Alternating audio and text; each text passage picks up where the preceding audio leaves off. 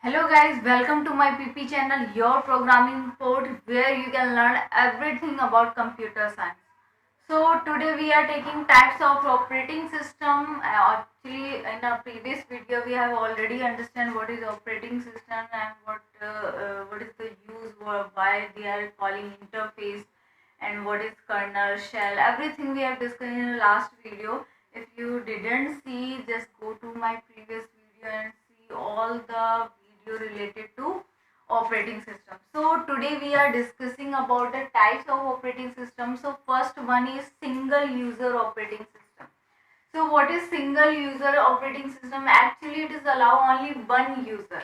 Okay, and that's why its name is single user. So only one user can support by it and at any point of time. Actually, according to the user and according to the work, it is categorized again two types of operating system. That is, first is single task operating system. The best example of single task operating system, that is MS DOS.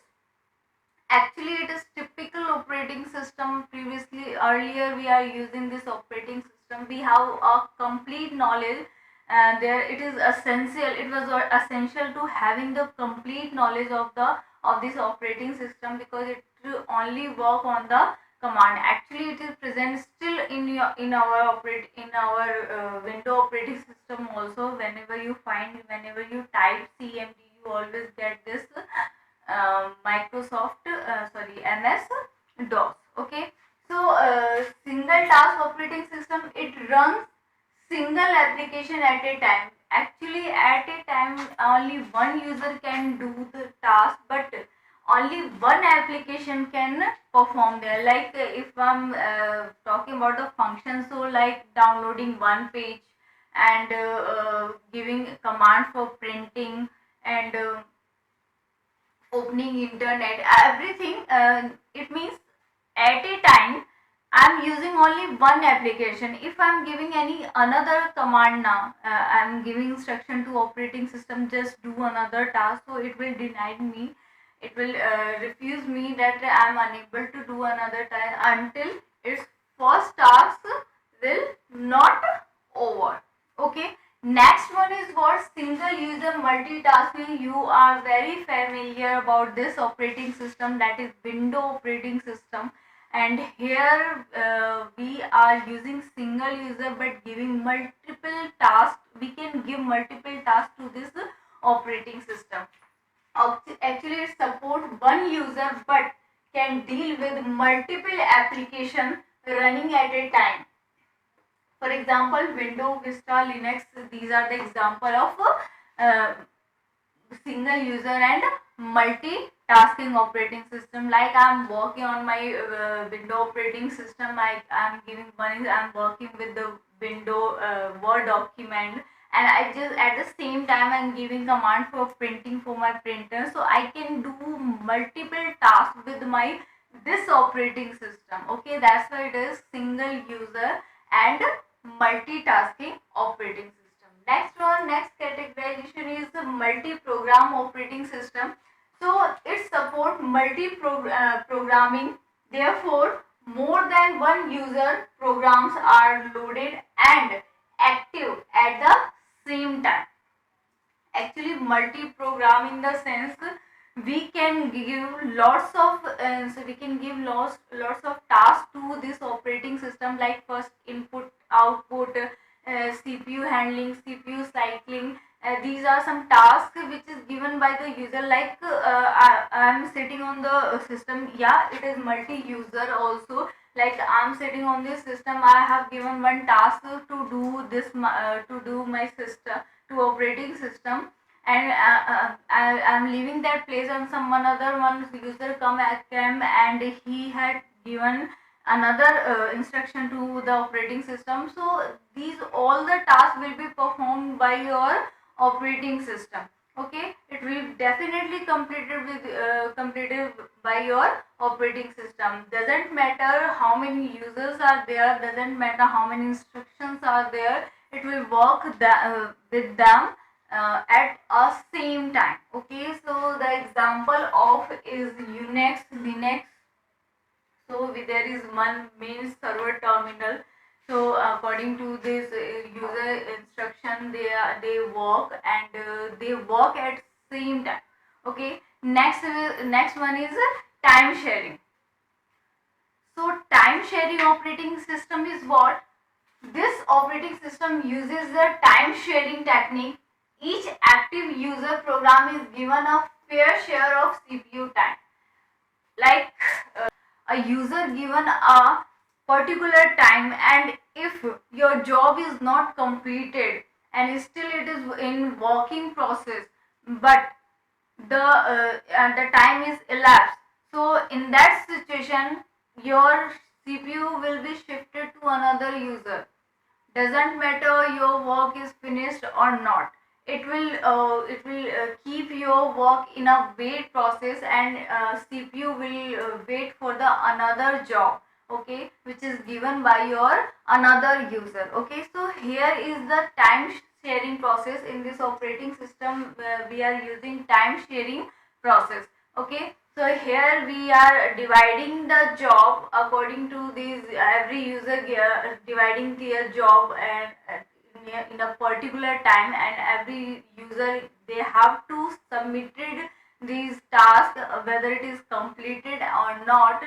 If it is not completed, it will be shifted by the CPU in a waiting process, and it will wait for the another job, another task. Okay, so this is the time sharing operating system, the example of JNE and BSD Unix operating system.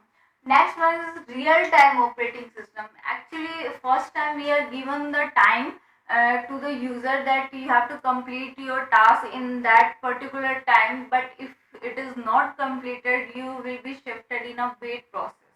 Okay, but here is what it is: real time operating system. Job is fixed with their deadline. Okay, if it is not completed, it will be crashed. It will you will not get your output. You will wait for a long time, or you have to start again. Okay, so here is what, in this operating system the job have fixed deadline, and job have to be complete within a deadline. It actually, this operating system enhance the process for completing this job in a particular time which is given to this process. Okay, so for example is Linux OS, RT Linux, etc. Next one is what? Multi-processing operating system, and next one, and after this we have a distributed operating system. So next one is what? Multi-processing operating system. Actually, multi-processing, as its name shows, there is multi-processes possibility. There is a possibility of multi-process, but how?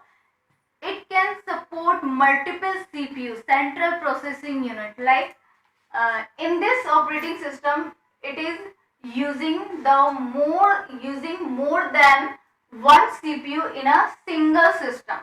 So if you are giving multiple instruction to your system, it is able to share all these jobs to all this operating system CPU, central processing unit, so you can get idea your work, how much time it will take to complete it. It will be completed in a millisecond, or less than millisecond. So you can get idea if multiple processors is working on your job.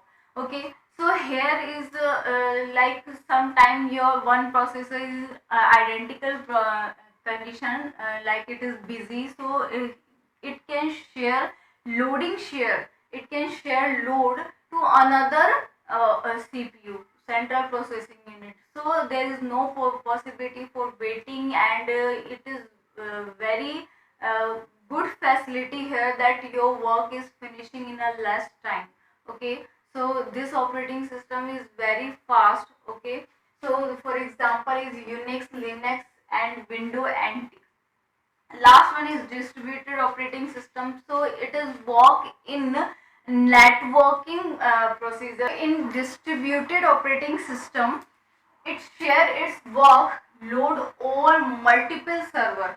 Okay, like in a network, I just want to share my printer, I just want to message to another network, I just want to share any data in a network, so I can use this operating system. This is distributed, they can share their data in several server. Okay, so this is decentralized system. Okay, no need to save a data to a particular computer.